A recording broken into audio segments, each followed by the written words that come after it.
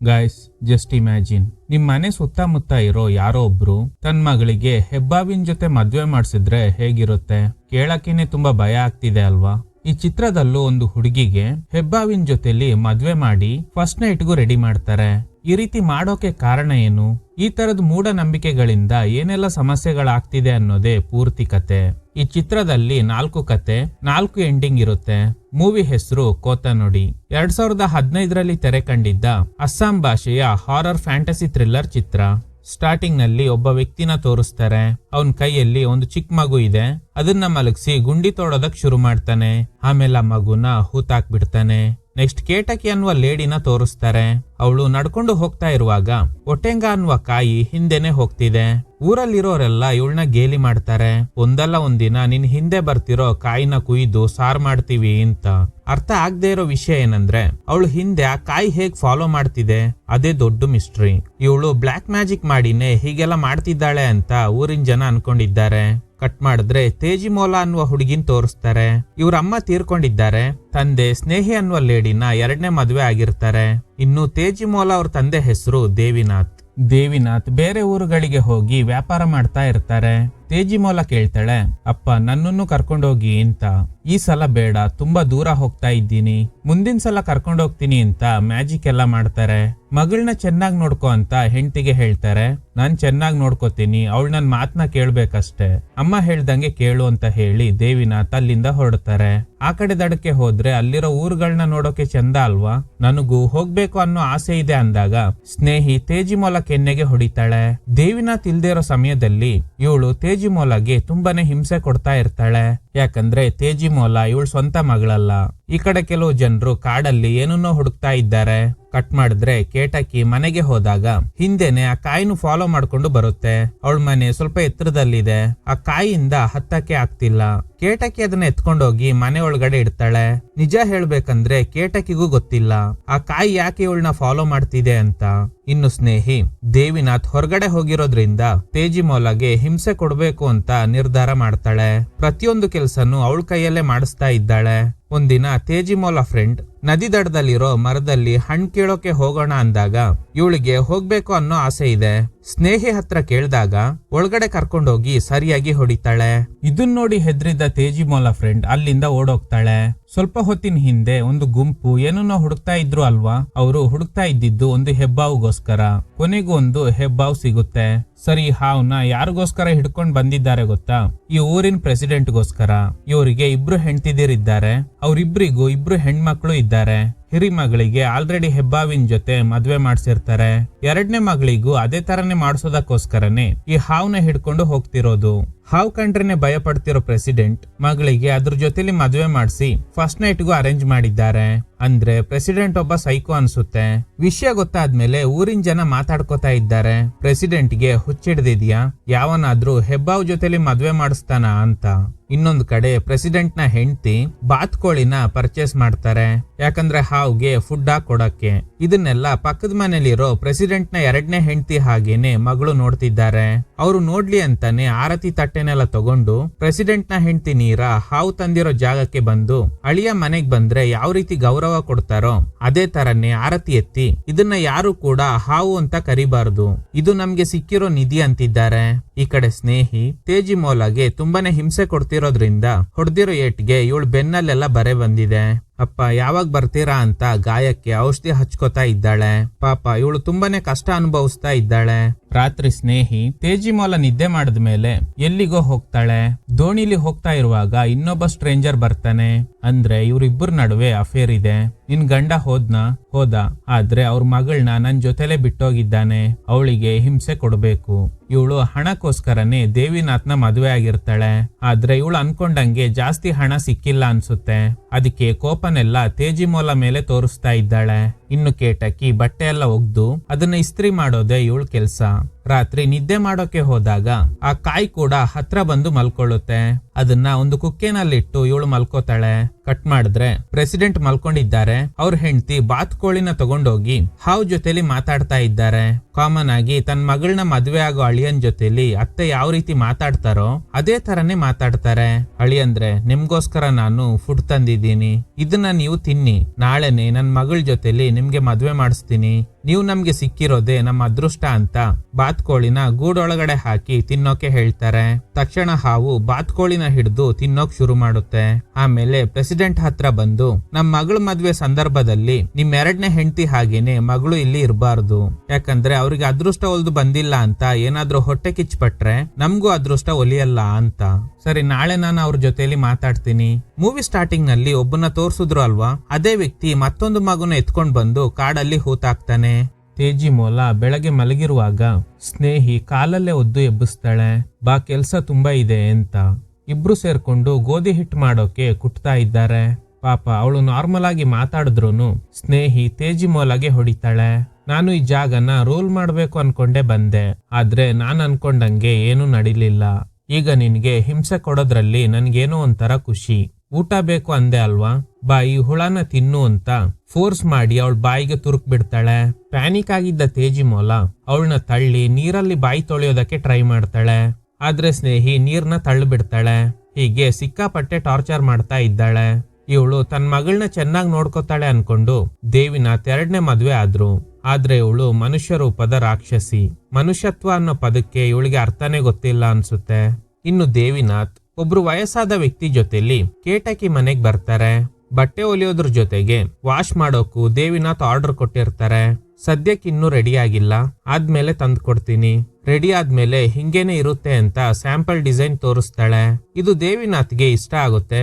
ಅವಳು ಓಡಾಡ್ತಾ ಇರುವಾಗ ಆ ಕಾಯಿ ಕೂಡ ಅವಳು ಹಿಂದೆನೆ ಹೋಗ್ತಿರೋದ್ನ ದೇವಿನಾಥ್ ಅಬ್ಸರ್ವ್ ಮಾಡ್ತಾರೆ. ಇದ್ರ ಬಗ್ಗೆ ಆ ವಯಸ್ಸಾದ ವ್ಯಕ್ತಿನ ಕೇಳಿದಾಗ ಆಮೇಲೆ ಹೇಳ್ತೀನಿ ಅಂತಾರೆ. ಕೇಟಕಿ ರೆಡಿ ಆದ್ಮೇಲೆ ತಂದು ಕೊಡ್ತೀನಿ ಅಂದಾಗ ಇವರಿಬ್ರು ಅಲ್ಲಿಂದ ಹೊರಡ್ತಾರೆ. ಈಗ ಇವರು ಆ ಕಾಯಿ ಅವಳು ಹಿಂದೆನೆ ಹೋಗ್ತಿರೋದ್ರ ಬಗ್ಗೆ ಕೇಳಿದಾಗ ಈ ತಾತ ಹೇಳ್ತಿರೋ ಪ್ರಕಾರ ಕೇಟಕಿ ಎಲ್ಲಿಂದ ಬಂದ್ಲು ಅಂತ ಯಾರಿಗೂ ಗೊತ್ತಿಲ್ಲ. ಎಲ್ಲರೂ ಅನ್ಕೊಂಡಿರೋ ಪ್ರಕಾರ ಅವಳೊಬ್ಳು ಮಾಟಗಾತಿ. ಅವಳೇ ಆ ಕಾಯಿನ ಕಂಟ್ರೋಲ್ ಮಾಡ್ತಾ ಇದ್ದಾಳೆ. ಜನ ಏನೇ ಗೇಲಿ ಮಾಡಿದ್ರು ಎಲ್ರಿಗೂ ಅವಳನ್ನ ಕಂಡ್ರೆ ಭಯ ಇದೆ, ಎಲ್ಲಿ ಶಾಪ ಹಾಕ್ಬಿಡ್ತಾಳೋ ಅಂತ. ದೇವಿನಾಥ್ಗೆ ಅನ್ನಿಸ್ತಾ ಇದೆ, ಯಾಕೆ ಕೇಟಕಿನ ಊರಿಂದ ದೂರ ಇಟ್ಟಿದ್ದಾರೆ, ಆ ಕಾಯಿ ಹಿಂದೆ ಬರ್ತಿರೋದ್ರಲ್ಲಿ ಏನೋ ಮಿಸ್ಟ್ರಿ ಅಡಗಿದೆ ಅಂತ. ಇನ್ನು ಊರಿನ ಪ್ರೆಸಿಡೆಂಟ್ 2ನೇ ಹೆಂಡತಿ ಹಾಗೇನೆ ಮಗಳಿಗೆ ಹೇಳ್ತಾರೆ, ನನ್ ಮಗಳ ಮದ್ವೆ ಮುಗಿಯೋ ತನಕ ನೀವು ಇಲ್ಲಿ ಇರಬಾರ್ದು, ಇದ್ರೆ ನನ್ನ ಹೆಂಡತಿಗೆ ಇಷ್ಟ ಆಗಲ್ಲ ಅಂತ. ನಾವ್ಯಾಕೆ ಹೋಗ್ಬೇಕು, ನೋಡು ನಿನ್ ಮಗಳಿಗೆ ಮದ್ವೆ ಆಗಿ ಅದೃಷ್ಟ ಒಲಿಲಿಲ್ಲ, ಸೊ ನೀವಿಲ್ಲಿಂದ ಹೋಗಿ. ಬೇರೆ ದಾರಿ ಇಲ್ದೆ ಇವರು ಕೂಡ ಒಪ್ಕೋತಾರೆ. ಈ ಕಡೆ ಕೇಟಕಿ ಹೊಲ್ದಿರೋ ಬಟ್ಟೆನ ಆ ವಯಸ್ಸಾದ ವ್ಯಕ್ತಿಗೆ ಕೊಡ್ತಾಳೆ. ತಾತ ದುಡ್ಡು ಕೊಟ್ಟಾಗ ಹಣ ಜಾಸ್ತಿ ಇರೋ ತರ ಇದೆಯಲ್ಲ, ಹೌದು ಆ ದೇವಿನಾಥ್ ಇದ್ದಾನಲ್ಲ ಅವನೇ ಜಾಸ್ತಿ ಹಣ ಕೊಟ್ಟಿರೋದು. ನೋಡಿ, ನಾನ್ ಮಾಡೋ ಕೆಲ್ಸಕ್ಕೆ ಹಣ ಕೊಟ್ರೆ ಸಾಕು, ಜಾಸ್ತಿ ಕೊಡೋ ಅವಶ್ಯಕತೆ ಇಲ್ಲ. ನನಗೆ ಅದ್ರ ಬಗ್ಗೆ ಗೊತ್ತಿಲ್ಲ, ನೀನು ಅವನ್ ಜೊತೆನೆ ಮಾತಾಡು ಅಂತ ದೇವಿನಾಥ್ ಇರೋ ಅಡ್ರೆಸ್ ನ ಹೇಳ್ತಾರೆ. ಇನ್ನು ಸ್ನೇಹಿ ತೇಜಿಮೋಲ ಕೈಯಲ್ಲೇ ಎಲ್ಲಾ ಕೆಲ್ಸ ಮಾಡಿಸ್ತಾ ಇದ್ದಾಳೆ. ಆಗ ಪ್ರೆಸಿಡೆಂಟ್ ಮಗಳ ಮದ್ವೆಗೆ ಇನ್ವೈಟ್ ಮಾಡೋಕೆ ಒಬ್ರು ಲೇಡಿ ಬರ್ತಾರೆ. ಪ್ರೆಸಿಡೆಂಟ್ ಮಗಳಿಗೆ ಮದ್ವೆ ಫಿಕ್ಸ್ ಆಗಿದೆ. ಆ ಹುಡುಗಿ ಹಾಗೇನೆ ತೇಜಿಮೋಲ ಒಳ್ಳೆ ಫ್ರೆಂಡ್ಸ್. ಇವಳು ಬಂದ್ರೆ ಮಾತ್ರ ಅವಳು ಮದ್ವೆ ಆಗ್ತೀನಿ ಅಂತಿದ್ದಾಳೆ. ಖಂಡಿತ ತೇಜಿಮೋಲ ಮದ್ವೆಗೆ ಬರ್ಲೇಬೇಕು ಅಂತ. ನೀನು ಮದ್ವೆಗೆ ಹೋಗ್ಬೇಕಾ?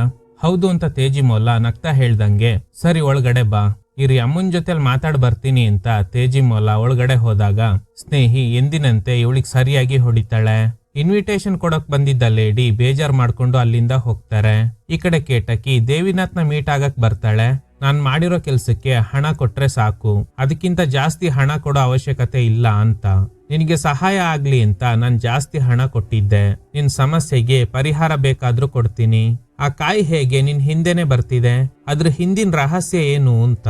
ಕಾಮನ್ ಆಗಿ ಇವರು ಮ್ಯಾಜಿಕ್ ಎಲ್ಲ ಮಾಡ್ತಾರೆ, ಅದ್ರ ಮುಖಾಂತರ ಇವಳ ಸಮಸ್ಯೆಗೆ ಪರಿಹಾರ ಕೊಡೋದಕ್ಕೆ ಟ್ರೈ ಮಾಡ್ತಾ ಇದ್ದಾರೆ. ಕೇಟಕಿ ನಡೆದ ವಿಷಯನ ಹೇಳಕ್ ಶುರು ಮಾಡ್ತಾಳೆ. ಇವಳು ತನ್ನ ಗಂಡನ್ ಜೊತೆಲಿ ಹೊರಗಡೆ ಊರಲ್ಲಿ ಆರಾಮಾಗಿದ್ಲು. ಕೇಟಕಿ ಪ್ರೆಗ್ನೆಂಟ್ ಆದಾಗ ಮಗು ಬದಲು ಆ ಕಾಯಿ ಹುಟ್ಟಿರುತ್ತೆ. ಇದ್ರಿಂದ ಟ್ರಿಗರ್ ಆಗಿದ್ದ ಅವಳ ಗಂಡ, ನೀನೊಬ್ಳು ಶಾಪಗ್ರಸ್ತ ಹೆಂಗ್ಸು, ಅದ್ರಿಂದಾನೇ ನಿನ್ಗೆ ಈ ರೀತಿ ನಡೆದಿದೆ. ಮಗುಗೆ ಜನ್ಮ ಕೊಡು ಅಂದ್ರೆ ತರಕಾರಿಗೆ ಜನ್ಮ ಕೊಟ್ಟಿದ್ಯಾ, ಫಸ್ಟ್ ಮನೆ ಬಿಟ್ಟು ಹೋಗು ಅಂತ ಕಳ್ಸಿರ್ತಾರೆ. ಇವಳು ಎಷ್ಟೋ ರಿಕ್ವೆಸ್ಟ್ ಮಾಡಿರ್ತಾಳೆ, ಇನ್ನೊಂದ್ಸಲ ಟ್ರೈ ಮಾಡೋಣ, ಮಗು ಹುಟ್ಟಬಹುದು ಅಂತ. ಆದ್ರೆ ಅವನು ಒಪ್ಪಿಲ್ಲ. ಕೇಟಕಿ ಮನೆ ಬಿಟ್ಟು ಹೊರಟಾಗ ಅವಳ ಗಂಡ ಈ ಕಾಯಿನ ತಗೊಂಡೋಗು ಅಂತ ಬಿಸಾಡಿರ್ತಾನೆ. ಕೇಟಕಿ ಅದ್ರ ಬಗ್ಗೆ ಗಮನ ಕೊಡದೆ ನಡ್ಕೊಂಡು ಹೋಗ್ತಾ ಇರುವಾಗ ಯಾರೋ ಹಿಂದೆನೆ ಬರ್ತಿರೋ ತರ ಶಬ್ದ ಕೇಳಿರುತ್ತೆ. ತಿರುಗ್ ನೋಡಿದಾಗ ಈ ಕಾಯಿನೆ ಇವಳನ್ನ ಫಾಲೋ ಮಾಡ್ಕೊಂಡು ಬಂದಿರುತ್ತೆ. ಹೆದ್ರಿದ್ದ ಕೇಟಕಿ ಓಡಕ್ ಶುರು ಮಾಡಿದ್ದಾಳೆ. ದೋಣಿನಲ್ಲಿ ಬೇರೆ ಊರಿನ ಕಡೆ ಹೋದ್ರೆ ಇದ್ರಿಂದ ಬರಕ್ಕಾಗಲ್ಲ ಅಂತ ಅನ್ಕೊಂಡಿದ್ಲು, ಆದ್ರೆ ಅದು ನೀರಲ್ಲಿ ಈಜ್ಕೊಂಡು ಇವಳು ಹಿಂದೆನೆ ಬಂದಿರುತ್ತೆ. ಕೇಟಕಿ ಹೇಳ್ತಿರೋ ಪ್ರಕಾರ ಈ ಕಾಯಿ ಯಾಕೆ ನನ್ನ ಫಾಲೋ ಮಾಡ್ತಿದೆ ಅಂತ ಗೊತ್ತಿಲ್ಲ, ಆದ್ರೆ ಇದರಿಂದ ಇಲ್ಲಿ ತನಕ ನನಗೆ ಯಾವುದೇ ತೊಂದರೆನೂ ಆಗಿಲ್ಲ, ಅದಕ್ಕೆ ಇದನ್ನ ಜೊತೆಲಿ ಇಟ್ಕೊಂಡಿದ್ದೀನಿ, ಇದು ನನ್ನನ್ನ ಬಿಟ್ಟು ಹೋಗ್ತಿಲ್ಲ ಅಂತ. ದೇವಿನಾಥ್ ಹೇಳ್ತಾರೆ, ಆ ಕಾಯಿ ಒಳಗಡೆ ನಿನ್ ಮಗು ಇರ್ಬೋದು, ಅದಕ್ಕೆ ಹೊರಗ್ ಬರಕ್ಕೆ ಇಷ್ಟ ಇಲ್ದೆ ಈ ಕಾಯಿ ಒಳಗಡೆನೆ ಇರ್ಬೋದು, ನೀನು ಅದನ್ನ ನೋಡದೆ ಇರೋ ಸಂದರ್ಭದಲ್ಲಿ ಅದು ನಿನ್ನ ನೋಡ್ಕೊಂಡು ಹೋಗ್ತಿದೆ ಅನ್ಸುತ್ತೆ. ಅದು ಹೇಗ್ ಸಾಧ್ಯ? ನಾನ್ ಯಾವಾಗ್ಲೂ ಅದನ್ನ ನೋಡ್ತಾನೆ ಇದ್ದೀನಲ್ಲ. ನೀನ್ ನಿದ್ದೆ ಮಾಡ್ತಾ ಇರುವಾಗ ಬಂದು ನೋಡ್ಕೊಂಡು ಹೋದ್ರೆ ನಿನ್ಗೇನಾದ್ರೂ ಗೊತ್ತಾಗುತ್ತಾ?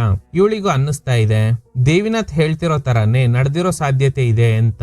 ನೋಡು, ಇವತ್ ರಾತ್ರಿ ನೀನು ಮಲ್ಕೊಂಡ ಮೇಲೆ ನಾನು ಕುಕ್ಕೆನಲ್ಲಿ ಕಾಯಿನ ಇಟ್ಕೊಂಡು ಪಕ್ಕದಲ್ಲೇ ಮಲ್ಕೋತೀನಿ, ಅದು ಹೊರಗಡೆ ಬರುತ್ತಾ ಇಲ್ವಾ ಅನ್ನೋದ್ನ ಕಂಡು ಹಿಡಿಯೋಣ ಅಂತ. ಕೇಟಕಿ ಕೂಡ ಒಪ್ಕೋತಾಳೆ. ದೇವಿನಾಥ್ ರಾತ್ರಿ ಇಲ್ಲೇ ಸ್ಟೇ ಆಗ್ತಾರೆ. ಕುಕ್ಕೆ ಒಳಗಡೆ ಆ ಕಾಯಿನ ಇಟ್ಟು ವಿಭೂತಿ ಹಾಕ್ತಾರೆ. ಆದ್ರೆ ಇವ್ರು ಗೆಸ್ ಮಾಡ್ದಂಗೆ ಆ ಕಾಯಿಯಿಂದ ಮಗು ಹೊರಗಡೆ ಬರಲ್ಲ. ಈ ಕಡೆ ಸ್ನೇಹಿ ಅಫೇರ್ ಇಟ್ಕೊಂಡಿರೋನ್ ಜೊತೆ ಇದ್ದಾಗ ದೇವಿನಾಥ್ ವಾಪಸ್ ಬಂದ ಮೇಲೆ ತೇಜಿಮೋಲ, ನೀನು ಅವಳಿಗೆ ಹಿಂಸೆ ಕೊಡ್ತಿರೋದ್ನ ಹೇಳಿದ್ರೆ ಏನ್ ಮಾಡ್ತೀಯಾ? ನನ್ನ ಹತ್ರ ಒಂದು ಐಡಿಯಾ ಇದೆ, ಅವಳನ್ನ ಊರಿನ ಪ್ರೆಸಿಡೆಂಟ್ ಮಗಳ ಮದ್ವೆಗೆ ಕಳ್ಸು ಅಂತ ಕಿವಿನಲ್ಲಿ ಏನೋ ಹೇಳ್ತಾನೆ. ಕಟ್ ಮಾಡಿದ್ರೆ ಸ್ಟಾರ್ಟಿಂಗ್ ಸೀನ್ ನಲ್ಲಿ ತೋರಿಸಿದ ಅದೇ ವ್ಯಕ್ತಿ ಮತ್ತೊಂದು ಮಗುನ ತಂದು ಕಾಡಲ್ಲಿ ಹೂತಾಕ್ತಾನೆ. ಶಾಕಿಂಗ್ ವಿಷಯ ಏನಂದ್ರೆ ಇಲ್ಲಿ ತನಕ ಜೀವಂತವಾಗಿದ್ದ ಮಕ್ಕಳನ್ನೇ ಹೂತಾಕಿರ್ತಾನೆ. ಅವನ್ ಹೆಂಡತಿನ ತೋರಿಸ್ತಾರೆ, ಇಲ್ಲಿ ತನಕ 3 ಮಕ್ಕಳನ್ನ ನನ್ ಗಂಡ ಸಾಯಿಸ್ಬಿಟ್ಟ, ಈ 4ನೇ ಮಗುನ ಸಾಯೋಕ್ ನಾನ್ ಬಿಡಲ್ಲ ಅಂತ. ಇದನ್ ಕೇಳಿ ಅವ್ರ ಅಮ್ಮಂಗೆ ಶಾಕ್ ಆಗುತ್ತೆ. ಇಷ್ಟು ದಿನ ನಾನು ಆ ಮಕ್ಕಳೆಲ್ಲ ಹುಷಾರಿಲ್ದೆ ಸತ್ತೋಯ್ತು ಅನ್ಕೊಂಡಿದ್ದೆ, ಈಗ ನೋಡಿದ್ರೆ ನಿನ್ ಗಂಡನೇ ಕೊಲೆ ಮಾಡಿರೋದು ಅಂತಿದ್ಯಾ? ಯಾಕವ್ನು ಈ ರೀತಿ ಮಾಡ್ತಿದ್ದಾನೆ ನನ್ಗೇನು ಗೊತ್ತಿಲ್ಲ, ಆದ್ರೆ ಎಲ್ಲ ವಿಷಯದಲ್ಲೂ ನನ್ ಗಂಡ ಅವ್ರ ಅಂಕಲ್ ಹೇಳ್ದಂಗೆನೆ ಕೇಳ್ತಾರೆ. ಪ್ರತಿ ಸಲ ಮಗು ಹುಟ್ಟದಾಗ್ಲೂ ಅವ್ರ ಅಂಕಲ್ ಮಾತ್ ಕೇಳಿ ಅವುಗಳನ್ನ ಕಾಡಲ್ಲಿ ಜೀವಂತವಾಗಿ ಹೂತಾಕ್ತಾ ಇದ್ದಾರೆ. ಆದ್ರೆ ಈ ಸಲ ನಾನು ಬಿಡಲ್ಲ, ಇನ್ ಕೇಸ್ ಈ ಮಗುನ ಕೂಡ ಕೊಲ್ಲೋಕೆ ಟ್ರೈ ಮಾಡಿದ್ರೆ ಅವ್ರ ಅಂಕಲ್ನೇ ಸಾಯಿಸ್ಬಿಡ್ತೀನಿ ಅಂತ. ಇವ್ರ ಗಂಡ ಮೀನ್ ಹಿಡಿದು ಮಾರಾಟ ಮಾಡ್ತಾ ಇದ್ದಾನೆ. ಈ ಕಡೆ ಕೇಟಕಿ ಮನೇಲಿರೋ ದೇವಿನಾಥ್ ರಾತ್ರಿ ಮಗು ಆ ಕಾಯಿಂದ ಹೊರಗ್ ಬರ್ದೇ ಇರೋದಕ್ಕೆ ಕಾರಣ ನಾವಿಬ್ರು ಮಾತಾಡ್ತಾ ಇದ್ದಿದ್ನ ಅದು ಕೇಳಿಸ್ಕೊಂಡಿರ್ಬೋದು, ಅದಕ್ಕೇನೆ ಹೊರಗ್ ಬಂದಿಲ್ಲ. ನಾವು ಮಾತಾಡೋದು ಹೇಗೆ ಆ ತರಕಾರಿಗೆ ಕೇಳುತ್ತೆ? ಅದು ನಿನ್ ಹಿಂದೆನೆ ಓಡಾಡ್ತಿದೆ ಅಲ್ವಾ, ಖಂಡಿತ ಅದಕ್ಕೆ ನಾವು ಮಾತಾಡೋದು ಅರ್ಥ ಆಗುತ್ತೆ. ಬೇಕಾದ್ರೆ ನೀನೊಂದ್ಸಲ ಟ್ರೈ ಮಾಡು, ಇಲ್ ಬಾ ಅಂತ ಕರೆದ್ ನೋಡು. ಆಗ ಕೇಟಕಿ ಹೇ ಇಲ್ ಬಾ ಅಂದಾಗ ಅದು ಹತ್ರ ಉರುಳ್ಕೊಂಡು ಬರುತ್ತೆ. ಇದನ್ನ ಆಧಾರವಾಗಿ ಇಟ್ಕೊಂಡು ನಾವು ಮಾತಾಡೋದು ಇದಕ್ಕೆ ಅರ್ಥ ಆಗುತ್ತೆ ಅನ್ನೋ ನಿರ್ಧಾರಕ್ಕೆ ಬರ್ತಾರೆ. ಅದನ್ನ ಕಟ್ ಮಾಡಿ ಏನಿದೆ ಅಂತ ನೋಡೋಣ ಅಂದಾಗ ಕೇಟಕಿ ಕೂಡ ಒಪ್ಕೋತಾಳೆ. ಹೊರಗಡೆ ಬಂದು ನೋಡಿದ್ರೆ ಆ ಕಾಯಿ ಕಾಣಿಸ್ತಾ ಇಲ್ಲ. ಇಲ್ಲಿ ತನಕ ಅದು ನನ್ನ ಬಿಟ್ಟು ಹೋಗ್ಲೇ ಇಲ್ಲ, ಆದ್ರೆ ಇದೇ ಮೊದಲನೇ ಸಲ ನನ್ನಿಂದ ದೂರ ಆಗಿದೆ. ಇದಕ್ಕೆಲ್ಲ ಕಾರಣ ನೀವೇ. ನೋಡು, ನಿನ್ ನೋವು ಏನು ಅನ್ನೋದು ನನಗೆ ಅರ್ಥ ಆಗುತ್ತೆ. ನನಗೂ ಹೆಣ್ಮಗಳಿದ್ದಾಳೆ, ನಾನೋಗಿ ಅದನ್ನ ಹೇಗಾದ್ರೂ ಹುಡ್ಕೊಂಡ್ ಬರ್ತೀನಿ ಅಂತ ಕಾಯಿನ ಹುಡ್ಕೊಂಡು ಹೊರಡ್ತಾರೆ. ಇನ್ನು ಸ್ನೇಹಿ, ನೀನು ಮದ್ವೆಗೆ ಹೋಗ್ಬೇಕು ಅಂದೆ ಅಲ್ವಾ, ಸರಿ ನೀನು ಹೋಗ್ಬಿಟ್ ಬಾ. ನಮ್ ತಾಯಿ ನನಗೋಸ್ಕರ ಒಂದು ಸೀರೆನ ಉಡುಗೊರೆಯಾಗಿ ಕೊಟ್ಟಿದ್ರು, ಅದನ್ನ ನಾನ್ ನಿನಗ್ ಕೊಡ್ತೀನಿ, ಅದನ್ನ ತಗೊಂಡೋಗಿ ಮದ್ವೆನಲ್ಲಿ ಉಟ್ಕೋ ಅಂತ. ಹಾಗೇನೆ ಸೀರೆ ಮಧ್ಯದಲ್ಲಿ ಒಂದು ಇಲಿನ ಇಟ್ಟು ಕೊಡ್ತಾಳೆ. ಆದ್ರೆ ಈ ವಿಷಯ ತೇಜಿಮೋಲ ಗೊತ್ತಿಲ್ಲ. ಅವಳು ನೇರವಾಗಿ ಮದ್ವೆ ಹುಡುಗಿ ಮನೆಗ್ ಬರ್ತಾಳೆ. ನೀನು ಬರಲ್ವೇನೋ ಅಂತ ಅನ್ಕೊಂಡಿದ್ದೆ, ಇನ್ವೈಟ್ ಮಾಡೋಕೆ ಬಂದಾಗ ಸ್ನೇಹಿ ನಿನ್ಗೆ ತುಂಬಾನೇ ಹೊಡಿತಾ ಇದ್ರಂತೆ. ಇರ್ಲಿ, ಕೊನೆಗೂ ಬಂದಿಯಲ್ಲ, ಅಷ್ಟ್ ಸಾಕು. ಅದಿರ್ಲಿ, ನಿನ್ನ ಯಾಕೆ ಹಾವಿನ ಜೊತೆಲಿ ಮದ್ವೆ ಮಾಡಿಸ್ತಾ ಇದ್ದಾರೆ? ಇದಕ್ಕೆ ಕಾರಣ ಏನು? ಈಗ ಗೊತ್ತಾಗೋದು ಏನಂದ್ರೆ, ಇದಕ್ಕೂ ಮುಂಚೆ ಈ ಊರಲ್ಲಿ ಒಂದು ಹುಡುಗಿಗೆ ಹೆಬ್ಬಾವಿನ ಜೊತೆ ಮದ್ವೆ ಮಾಡ್ಸಿರ್ತಾರೆ. ನೆಕ್ಸ್ಟ್ ಡೇ ಡೋರ್ ಓಪನ್ ಮಾಡಿ ನೋಡಿದಾಗ ಆ ಹುಡುಗಿ ಮೈಯೆಲ್ಲ ಚಿನ್ನಾಭರಣಗಳು ಇತ್ತಂತೆ. ಅದೇ ಸಮಯ ಹಾವು ಅಲ್ಲಿಂದ ಮಾಯ ಆಗಿತ್ತು. ಅದಕ್ಕೆ ಹಾವಿನ ಜೊತೆಲಿ ಮದ್ವೆ ಮಾಡ್ಸಿದ್ರೆ ಹಾವು ಆ ಹುಡುಗಿಗೆ ಚಿನ್ನಾಭರಣಗಳನ್ನ ಕೊಡುತ್ತೆ ಅನ್ನೋ ಕಾರಣಕ್ಕೆ ಈ ಸಂಪ್ರದಾಯನ ಮುಂದುವರ್ಸ್ಕೊಂಡ್ ಬಂದಿದ್ದಾರೆ. ಪ್ರೆಸಿಡೆಂಟ್ ನ ಮೊದಲನೇ ಮಗಳಿಗೆ ಮದುವೆ ಮಾಡಿಸಿದಾಗ ಹಾವು ಏನು ಕೊಟ್ಟಿಲ್ವಂತೆ. ಅದೇ ಕಾರಣಕ್ಕೆ ಆ ಹುಡುಗಿಗೆ ಅದೃಷ್ಟ ಇಲ್ಲ ಅಂತ ಅನ್ಕೊಂಡಿದ್ದಾರೆ. ಈಗ 2ನೇ ಮಗಳಿಗೆ ಹೆಬ್ಬಾವಿನ ಜೊತೆ ಮದ್ವೆ ಮಾಡ್ಸೋಕೆ ತಯಾರಿ ನಡೀತಾ ಇದೆ. ಇಷ್ಟು ವಿಷಯನ ಹೇಳಿ, ಸರಿ ನೀನು ಡ್ರೆಸ್ ಚೇಂಜ್ ಮಾಡ್ಕೋ ಅಂತ ಆ ಹುಡುಗಿ ಹೊರಗಡೆ ಬರ್ತಾಳೆ. ಸ್ನೇಹಿ ಕೊಟ್ಟಿದ್ದ ಸೀರೆನ ನೋಡಿದ್ರೆ ಆ ಸೀರೆ ಮಧ್ಯದಿಂದ ಇಲಿಯೊಂದು ಓಡುತ್ತೆ. ಇಲಿ ಸೀರೆನ ಕಚ್ಚಿರೋದ್ರಿಂದ ತೂತ್ ಬಿದ್ದಿದೆ. ಈ ಕಡೆ ಇದಕ್ಕೂ ಮುಂಚೆ 3 ಮಕ್ಕಳನ್ನ ಕಾಡಲ್ಲಿ ಹೂತಾಕಿದ್ದ ವ್ಯಕ್ತಿನ ತೋರಿಸ್ತಾರೆ. ಇವನ್ ಹೆಸರು ಮುಕೇಶ್. ಊರಿನ ಪ್ರೆಸಿಡೆಂಟ್ ಹೇಳ್ತಾರೆ, ಮೀನ್ ವ್ಯಾಪಾರದಲ್ಲಿ ನಿನ್ನ ಮೀರ್ಸೋರು ಯಾರು ಇಲ್ಲ ಅಂತ. ಆದ್ರೆ ಇವ್ರ ಅಂಕಲ್ ಮಾತ್ ಕೇಳಿ ಯಾಕೆ ಹುಟ್ಟೋ ಮಕ್ಕಳನ್ನೆಲ್ಲ ಜೀವಂತ ಸಮಾಧಿ ಮಾಡ್ತಿದ್ದಾನೋ ಗೊತ್ತಿಲ್ಲ. ತೇಜಿಮೋಲ ತುಂಬಾನೇ ಬೇಜಾರ್ ಮಾಡ್ಕೊಂಡು ಮದ್ವೆ ಮನೆಯಿಂದ ವಾಪಸ್ ಬರ್ತಾಳೆ. ಇನ್ನೊಂದು ಕಡೆ ಮದ್ವೆಗೆ ಭರ್ಜರಿ ತಯಾರಿ ನಡೀತಾ ಇದೆ. ಇವತ್ತೇ ಪ್ರೆಸಿಡೆಂಟ್ ಮಗಳಿಗೂ ಹೆಬ್ಬಾವಿಗೂ ಮದ್ವೆ. ಮುಖೇಶ್ ಮನೆಗ್ ಬರ್ತಾನೆ. 4ನೇ ಮಗು ಹುಟ್ಟಿರುತ್ತೆ ಅಲ್ವಾ, ಅದನ್ ತಗೊಂಡು ನಮ್ಮ ಅಂಕಲ್ನ ಭೇಟಿ ಆಗ್ಬೇಕು ಅಂತ. ನೋಡಿ, ಈ ಸಲ ನನ್ ಮಗುನ ಬಲಿ ಕೊಡೋಕೆ ನಾನು ಒಪ್ಪಲ್ಲ. ಆದ್ರೆ ಇವನು ಫೋರ್ಸ್ ಮಾಡ್ತಾನೆ, ನನ್ ಮೇಲೆ ನಿನ್ಗೆ ನಂಬಿಕೆ ಇಲ್ವಾ? ಇಲ್ಲಿ ತನಕ ನಮ್ಮ ಅಂಕಲ್ ಹೇಳಿರೋದೆಲ್ಲ ನಿಜ ಆಗಿದೆ. ಅವರು ನಮ್ಮ ಒಳ್ಳೇದಕ್ಕೇನೆ ಹೇಳೋದು. ಈ ಮೀನ್ ವ್ಯಾಪಾರ ಮಾಡೋಕೆ ಹೇಳಿದ್ದು ಕೂಡ ಅವ್ರೆ. ಇವತ್ ನೋಡ್ದ, ಇಡೀ ಊರಲ್ಲಿ ನನ್ನ ಮೀರ್ಸೋರು ಯಾರು ಇಲ್ಲ. ಅಂಕಲ್ ಕಾರಣ ಇಲ್ದೆ ಯಾವುದೇ ವಿಷಯನ ಹೇಳೋದಿಲ್ಲ.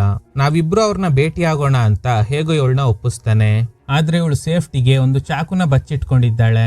ಈ ಸಲನು ಇವ್ರ ಅಂಕಲ್ ಏನಾದ್ರೂ ಮಗುನ ಕೊಲ್ಲೋಕೆ ಹೇಳಿದ್ರೆ ಅವ್ರ ಕತೆನ ಮುಗಿಸ್ಬಿಡೋಣ ಅಂತ. ಕೇಟಕಿ ಜೊತೆಲಿದ್ದ ಕಾಯಿ ಈಗ ಒಂದು ಮರದಡಿನಲ್ಲಿ ಇದೆ. ಇಬ್ರು ಹೆಂಗಸರು ಬೇರೆ ಕಾಯಿಗಳ ಜೊತೆಲಿ ಅದನ್ನ ಕೂಡ ತಗೊಂಡೋಗಿ ಬೇಯಿಸಿ ತಿನ್ನೋಕೆ ಕಟ್ ಮಾಡ್ತಾ ಇದ್ದಾರೆ. ಕರೆಕ್ಟ್ ಆಗಿ ಕಟ್ ಮಾಡೋಕೆ ಆ ಕಾಯಿನ ತೆಗಿಬೇಕು ಅನ್ನುವಾಗ ಅದು ಕುಕ್ಕೆಯಿಂದ ತಪ್ಸ್ಕೊಂಡು ಹೋಗೋದಕ್ಕೆ ಟ್ರೈ ಮಾಡುತ್ತೆ. ಅಷ್ಟ್ರಲ್ಲಿ ದೇವಿನಾಥ್ ಅಲ್ಲಿಗ್ ಬಂದು ಈ ಕಾಯಿನ ನಾನ್ ತಗೊಂಡ್ ಹೋಗ್ತೀನಿ ಅಂತ ಈಸ್ಕೊಂಡ್ ಬರ್ತಾರೆ. ಈ ಕಡೆ ತೇಜಿಮೋಲ ಮನೆಗ್ ಬಂದು ನಡೆದ ವಿಷಯನ ಹೇಳ್ದಾಗ, ನೀನು ನಮ್ ತಾಯಿ ಕೊಟ್ಟಿದ್ದ ಸೀರೆನ ಜೋಪಾನವಾಗಿ ನೋಡ್ಕೊಂಡಿಲ್ಲ ಅಂತ ಏನು ಗೊತ್ತಿಲ್ಲದೆ ಇರೋಳ್ ತರ ನಾಟಕ ಮಾಡ್ತಾಳೆ. ಸೀರೆ ಮಧ್ಯೆ ಇಲಿ ಇತ್ತು, ಅದೇ ಕಚ್ಚಿರೋದು. ಇದ್ರಲ್ಲಿ ನಂದೇನು ತಪ್ಪಿಲ್ಲ. ಇಲ್ಲ, ನೀನ್ ಬೇಕು ಅಂತಾನೆ ಮಾಡಿದ್ಯಾ, ಅದಕ್ಕೆ ತಕ್ಕ ಶಿಕ್ಷೆನ ಅನುಭವಿಸ್ಲೇಬೇಕು. ಇನ್ನು ಕೇಟಕಿ ಆ ಕಾಯಿ ಕಾಣೆ ಆಗಿರೋದ್ರಿಂದ ಬೇಜಾರಾಗಿದ್ದಾಳೆ. ಆಗ ದೇವಿನಾಥ್ ಮನೆ ಹತ್ರ ಹೋಗಿ ಅದನ್ನ ಉರುಳಿಸ್ಬಿಡ್ತಾರೆ. ಅದು ಕೇಟಕಿ ಹತ್ರ ಹೋಗಿ ಸೇರ್ಕೊಳ್ಳುತ್ತೆ. ಈ ಕಡೆ ಮುಖೇಶ್ ಹೆಂಡತಿ ಮಗುನ ಕರ್ಕೊಂಡು ಅವ್ರ ಅಂಕಲ್ನ ಭೇಟಿ ಆಗ್ತಾನೆ. ಅಂಕಲ್ ಹೊರಗ್ ಬಂದು ಆ ಮಗುನ ನೋಡ್ತಾರೆ. ಆಗ ಈ ಲೇಡಿ ಕೈಯಲ್ಲಿ ಚಾಕುನ ಹಿಡ್ಕೊಂಡಿದ್ದಾರೆ. ಈ ಮಗುನ ನೀವು ಸಾಕಿ, ಈ ಮಗು ದೊಡ್ಡವಳಾದ್ಮೇಲೆ ನಿಮ್ನ ಚೆನ್ನಾಗಿ ನೋಡ್ಕೋತಾಳೆ. ಇಲ್ಲಿ ತನಕ ನಾನು ಆ 3 ಮಕ್ಕಳನ್ನ ಯಾಕೆ ಜೀವಂತ ಸಮಾಧಿ ಮಾಡೋಕೆ ಹೇಳ್ದೆ ಗೊತ್ತಾ? ಅದು ಗೊತ್ತಾಗ್ಬೇಕಂದ್ರೆ ಇವತ್ ರಾತ್ರಿನೇ ಮಕ್ಕಳನ್ನ ಹೂತಾಕಿದ್ದ ಜಾಗಕ್ಕೆ ಹೋಗಿ ಸ್ವಲ್ಪ ಹೊತ್ತು ಅಲ್ಲೇ ಇರಿ, ನಿಮ್ಗೆ ಎಲ್ಲ ಗೊತ್ತಾಗುತ್ತೆ ಅಂತ. ಕಟ್ ಮಾಡಿದ್ರೆ ಪ್ರೆಸಿಡೆಂಟ್ ಮಗಳಿಗೆ ಮದ್ವೆ ನಡೀತಾ ಇದೆ. ಹುಡುಗಿ ನನಗ್ ತುಂಬಾ ಭಯ ಆಗ್ತಿದೆ ಅಂದಾಗ ಅವ್ರ ತಾಯಿ ಸಮಾಧಾನ ಮಾಡ್ತಾರೆ. ನಾವೆಲ್ಲ ಇದ್ದೀವಿ ತಾನೆ, ನೀನ್ ಆರಾಮಾಗಿರು. ಇನ್ನು ಮುಖೇಶ್ ಹಾಗೇನೆ ಅವನ ಹೆಂಡತಿ ಮಕ್ಕಳನ್ನ ಹೂತಾಕಿದ್ದ ಜಾಗಕ್ಕೆ ಬರ್ತಾರೆ. ಇನ್ನು ಕೇಟಕಿ ಆ ಕಾಯಿನ ಕುಕ್ಕೆನಲ್ಲಿಟ್ಟು ಇವಳು ನಿದ್ದೆಗೆ ಜಾರ್ತಾಳೆ. ರಾತ್ರಿ ಏನೋ ಶಬ್ದ ಕೇಳಿ ಇವಳಿಗೆ ಎಚ್ಚರಿಕೆ ಆಗುತ್ತೆ. ನೋಡಿದ್ರೆ ಕಾಯಿ ಒಳಗಿಂದ ಒಂದು ಕೈ ಬರುತ್ತೆ. ದೇವಿನಾಥ್ ಹೇಳ್ದಂಗೆ ಅದ್ರೊಳಗಡೆ ಮಗು ಇದೆ. ಇನ್ನು ಸ್ನೇಹಿ, ನಮ್ ತಾಯಿ ಸೀರೆನ ನಿನ್ಗೆ ಕೊಟ್ಟಿದ್ದಕ್ಕೆ ನೀನು ಅದನ್ನ ಹರ್ದಾಕ್ಬಿಟ್ಟೆ ಅಲ್ವಾ, ಅದಕ್ಕೆ ಶಿಕ್ಷೆ ಏನಂದ್ರೆ ಇವತ್ ನೀನು ನಿದ್ದೆ ಮಾಡಬಾರ್ದು, ಬಾ ಗೋಧಿನ ಕುಟ್ಟಿ ಪುಡಿ ಮಾಡೋಣ ಅಂತ. ತೇಜಿಮೋಲ ಗೋಧಿನ ಹಾಕ್ತಿದ್ದಂಗೆ ಅದನ್ನ ಪುಡಿ ಮಾಡೋಕೆ ಒನಕೆ ತರ ಸೆಟ್ ಮಾಡಿರ್ತಾರೆ. ಅದನ್ನ ಕಾಲಲ್ಲಿ ತುಳಿದ್ರೆ ಗೋಧಿ ನಿಧಾನಕ್ಕೆ ಪುಡಿ ಆಗುತ್ತೆ. ಸ್ವಲ್ಪ ಯಾಮಾರಿ ಜೋರಾಗಿ ತುಳಿದು ಬಿಟ್ರೆ ಗೋಧಿ ಹಾಕ್ತಿರೋ ತೇಜಿಮೋಲ ಕೈಗೆ ಗಾಯ ಆಗೋ ಸಾಧ್ಯತೆ ಇದೆ. ಸ್ನೇಹಿ ಉದ್ದೇಶ ಅದೇ ಆಗಿರೋದ್ರಿಂದ ತೇಜಿಮೋಲ ಕೈಗೆ ಕುಟ್ಟಿ ಗಾಯ ಮಾಡ್ಬಿಡ್ತಾಳೆ. ಕೈ ನೋವಾಗ್ತಿದೆ ಅಂದಾಗ ಇನ್ನೊಂದು ಕೈ ಇದೆಯಲ್ಲ ಅದ್ರಲ್ಲಿ ತಳ್ಳು ಅಂತ ಆ ಕೈಯಲ್ಲಿ ತಳ್ಳುವಾಗ ಜೋರಾಗಿ ತುಳಿದು ಇನ್ನೊಂದು ಕೈಗೂ ಗಾಯ ಮಾಡ್ತಾಳೆ. ಕೈ ಹೋದ್ರೆ ಏನಂತೆ, ಕಾಲಿದೆಯಲ್ಲ ಅದ್ರಲ್ಲಿ ತಳ್ಳು ಅಂತ ಹೀಗೆ ನಿರಂತರವಾಗಿ ಟಾರ್ಚರ್ ಮಾಡ್ತಾ ಇದ್ದಾಳೆ. ಈ ಕಡೆ ಕೇಟಕಿ ಮಲಗಿರೋ ತರ ನಾಟಕ ಮಾಡ್ತಾ ಇರುವಾಗ ಆ ಕುಕ್ಕೆನಲ್ಲಿದ್ದ ಕಾಯಿಂದ ಹೊರಗಡೆ ಬಂದಿರೋ ಮಗು ಇವಳು ಅಡಿಗೆ ಮಾಡಿರೋದ್ನ ತಿನ್ನೋದಕ್ ಶುರು ಮಾಡುತ್ತೆ. ಇದನ್ ನೋಡಿ ಕೇಟಕಿಗೆ ಆಶ್ಚರ್ಯ ಆಗುತ್ತೆ. ಅಷ್ಟ್ರಲ್ಲಿ ದೇವಿನಾಥ್ ಒಳಗಡೆ ಬಂದು ಸೈಲೆಂಟ್ ಆಗಿರು ಅಂತ ಕೇಟಕಿಗೆ ಸಿಗ್ನಲ್ ಕೊಟ್ಟು ಆ ಮಗು ಹೊರಗ್ ಬಂದಿದ್ದ ಕಾಯಿನ ಸುಡೋಕೆ ಟ್ರೈ ಮಾಡ್ತಾರೆ. ಆ ಮಗು ಕಿರ್ಚಾಡ್ತಾ ಇದೆ. ಕೇಟಕಿ ಹೇಳ್ತಾಳೆ, ಅದಕ್ಕೆ ನೋವಾಗ್ತಿದೆ ಅನ್ಸುತ್ತೆ ಅಂತ. ದೇವಿನಾಥ್ ಆ ಕಾಯಿನ ಸುಟ್ಟಿದ್ರಿಂದ ಆ ಮಗು ಮತ್ತೆ ಒಳಗಡೆ ಹೋಗಕ್ ಆಗಲ್ಲ. ಇನ್ನು ಮುಖೇಶ್ ಹಾಗೇನೆ ಅವನ ಹೆಂಡತಿ ಕಾಡೊಳಗಡೆ ಬಂದಿದ್ರು ಅಲ್ವಾ, ಅಲ್ಲಿ ಹೂತಾಕಿದ್ದ ಮಕ್ಕಳ ತಲೆ ಬುರುಡೆ ಹೊರಗಡೆ ಬರುತ್ತೆ. ಆ 3 ಮಕ್ಕಳ ಆತ್ಮ ಹೇಳ್ತಿರೋ ಪ್ರಕಾರ ಅದೆಲ್ಲ ಬದುಕಿದ್ದು ದೊಡ್ಡವರಾಗಿದ್ರೆ ಮೊದಲನೇ ಮಗುಗೆ 18 ವರ್ಷ ಆಗೋ ಅಷ್ಟ್ರಲ್ಲಿ ಇವ್ರಿಬ್ಬರನ್ನ ಕೊಂದು ಬಿಡ್ತಾ ಇತ್ತು. ಇನ್ನೊಂದು ಮಗು ಆತ್ಮ ಹೇಳ್ತಿರೋ ಪ್ರಕಾರ ನನಗೆ 10 ವರ್ಷ ಆದಾಗ ನಿಮ್ ಕುಟುಂಬ ನಾಶ ಆಗ್ತಿತ್ತು. 3ನೇ ಮಗು ಕೂಡ ಅದನ್ನೇ ಹೇಳುತ್ತೆ, ನಾನ್ ದೊಡ್ಡವನಾದ್ಮೇಲೆ ನಿಮ್ಗೆ ವಿಷ ಹಾಕಿ ಕೊಂದು ಬಿಡ್ತಿದ್ದೆ ಅಂತ. ಸೊ ಇದೇ ಕಾರಣಕ್ಕೆ ಮುಖೇಶ್ನ ಅಂಕಲ್ ಈ 3 ಮಕ್ಕಳನ್ನ ಜೀವಂತ ಸಮಾಧಿ ಮಾಡೋಕೆ ಹೇಳಿರ್ತಾರೆ. ಗಾಯ್ಸ್, ಐ ಥಿಂಕ್ ಈ ಸೀನ್ ನೋಡಿದಾಗ ಮೂಢನಂಬಿಕೆನ ಎಂಕರೇಜ್ ಮಾಡೋ ತರ ಇದೆ. ಎನಿವೆ, ಕತೆಲ್ ಮುಂದುವರಿಯೋಣ. ಪ್ರೆಸಿಡೆಂಟ್ ನ ಹೆಂಡತಿ ನನ್ ಮಗಳಿಗೆ ಫಸ್ಟ್ ನೈಟ್ ಆದ್ಮೇಲೆ ಅವಳ ದೇಹದಲ್ಲಿ ಚಿನ್ನಾಭರಣ ಇರುತ್ತೆ ಅಂತ ಕನ್ಸ್ ಕಾಣ್ತಾ ಇದ್ದಾರೆ. ಅವಳು ತುಂಬಾ ಸಲ ಹೇಳಿರ್ತಾಳೆ, ಹಾವು ಹತ್ರ ಬರ್ತಿದೆ, ನನ್ನ ಕಾಪಾಡಿ ಅಂತ. ಆದ್ರೆ ಇವರು ಹೆದ್ರಬೇಡ, ಅದು ನಿನ್ಗೆ ಆಭರಣಗಳನ್ನ ತೊಡ್ಸೋಕ್ ಬರ್ತಿದೆ ಅಂದಿರ್ತಾರೆ. ಸ್ವಲ್ಪ ಹೊತ್ತಲ್ಲೇ ಅವಳ ಕಡೆಯಿಂದ ನೋ ರೆಸ್ಪಾನ್ಸ್. ಇನ್ನು ಕಾಯಿ ಸುಟ್ಟಿದ್ರಿಂದ ಕೇಟಕಿ ಮಗು ಮತ್ತೆ ಅದ್ರೊಳಗಡೆ ಹೋಗಕ್ ಆಗಲ್ಲ, ಅವಳ ಜೊತೆಲೆ ಇರುತ್ತೆ. ಇದ್ರಿಂದ ಕೇಟಕಿಗೆ ಫುಲ್ ಖುಷಿ. ದೇವಿನಾಥ್ ಹೇಳ್ತಾರೆ, ನಾನು ನನ್ ಮಗಳನ್ನ ನೋಡೋಕೆ ಊರಿನ ಕಡೆ ಹೋಗ್ಬೇಕು ಅಂತ. ಈ ಕಡೆ ಸ್ನೇಹಿ ತೇಜಿಮೋಲನ ಆಲ್ರೆಡಿ ಕೊಂದು ಬಿಟ್ಟಿದ್ದಾಳೆ. ಇನ್ನು ಪ್ರೆಸಿಡೆಂಟ್ ಮಗಳಿಗೆ ಫಸ್ಟ್ ನೈಟ್ ಆಗಿದೆ. ನೆಕ್ಸ್ಟ್ ಡೇ ಡೋರ್ ಓಪನ್ ಮಾಡಿದಾಗ ಅವಳ ದೇಹದಲ್ಲೆಲ್ಲ ಚಿನ್ನಾಭರಣ ಇರುತ್ತೆ ಅಂತ ಇವರೆಲ್ಲ ಅನ್ಕೊಂಡಿದ್ರು. ನೋಡಿದ್ರೆ ಹಾವು ಮಾತ್ರ ಇದೆ, ಅವಳು ಕಾಣಿಸ್ತಾ ಇಲ್ಲ. ಈಗ್ಲೇ ಗೊತ್ತಾಗುತ್ತೆ ಆ ಹುಡುಗಿನ ಹಾವು ನುಂಗು ಬಿಟ್ಟಿದೆ ಅಂತ. ಇವ್ರ ಮೂಢನಂಬಿಕೆಯಿಂದ ಪಾಪ ಆ ಹುಡುಗಿ ಬಲಿಯಾದ್ಲು. ದೇವಿನಾಥ್ ಮಗಳನ್ನ ನೋಡೋಕೆ ಅವಸರವಾಗಿ ಬರ್ತಾ ಇದ್ದಾರೆ. ಆದ್ರೆ ಸ್ನೇಹಿ ತೇಜಿಮೋಲನ ಕೊಂದು ಹೂತಾಕಿರ್ತಾಳೆ. ಅವಳು ಸಮಾಧಿ ಇದ್ದ ಜಾಗದಿಂದ ಗಿಡನೂ ಬೆಳೆದಿದೆ. ಇದ್ರೊಂದಿಗೆ ಈ ಚಿತ್ರ ಎಂಡ್ ಆಗುತ್ತೆ. ಓಕೆ ಗೈಸ್, ನಿಮ್ಮೂರಲ್ಲಿ ಈ ತರ ಅಥವಾ ನೀವು ಕೇಳಿರೋ ಯಾವ್ದಾದ್ರು ಮೂಢನಂಬಿಕೆಗಳ ಬಗ್ಗೆ ನಿಮ್ಗೆ ಗೊತ್ತಿದ್ರೆ ಕಮೆಂಟ್ ಬಾಕ್ಸ್ ಅಲ್ಲಿ ತಿಳಿಸಿ. ಹಾಗೇನೆ ಈ ತರದ ಥ್ರಿಲ್ಲಿಂಗ್ ವಿಡಿಯೋಗಳಿಗಾಗಿ ನಮ್ ಸಿನಿಮಾ ಫ್ಯಾಕ್ಟ್ಸ್ ಚಾನೆಲ್ ನ ತಪ್ಪದೆ ಸಬ್ಸ್ಕ್ರೈಬ್ ಮಾಡಿ. ಪಕ್ಕದಲ್ಲಿರೋ ಬೆಲ್ ಐಕನ್ ನ ಪ್ರೆಸ್ ಮಾಡಿ ಆಲ್ ನೋಟಿಫಿಕೇಶನ್ ಗಳನ್ನ ಆನ್ ಮಾಡಿ ಇಟ್ಕೊಳ್ಳಿ.